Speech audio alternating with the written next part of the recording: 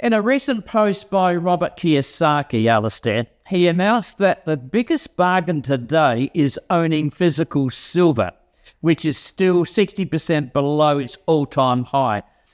Is silver on a run from here?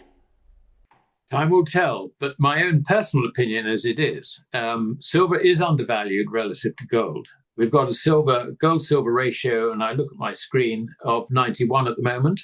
It has recently fallen from 106. Just to put a little bit of context on this, I understand that in terms of the quantity of silver in the earth, as it were, it is roughly 6 times as much as gold.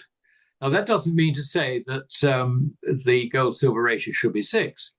Far from it. The other thing about it, of course, is that in practice, going way back when you had bimetallic standards, by which I mean gold and silver, were involved in accepted as money, exchangeable one against the other. It was a situation which didn't work because it wasn't flexible, but the rate at which this generally occurred was anything between 14.5 and 15.5 ounces of silver, being the equivalent of 1 ounce of gold. The gold-silver ratio soared in the 1870s when Germany went off a silver standard following the Franco-Prussian War and went on to a gold standard. What that meant was that the value of silver being priced as money went down because it was no longer money. And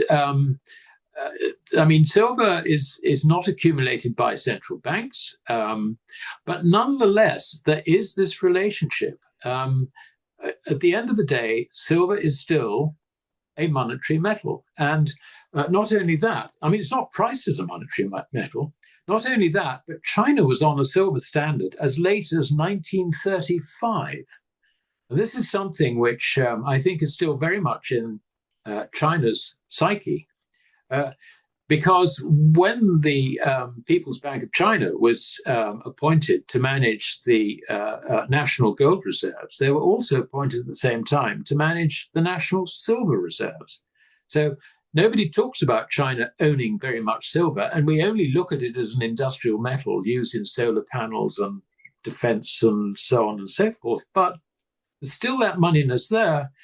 And I think that as currencies destabilize, you are going to see more and more people thinking, well, gold has run away. We've missed that bus. Perhaps we can get in cheaply with silver because we can see that the gold-silver ratio may be going down to 50, for example. Now, at 50, that will be almost double the price of silver relative to gold, wherever gold might be. So silver, I think, is very interesting. And to sum up, I would regard it as a speculative version of gold.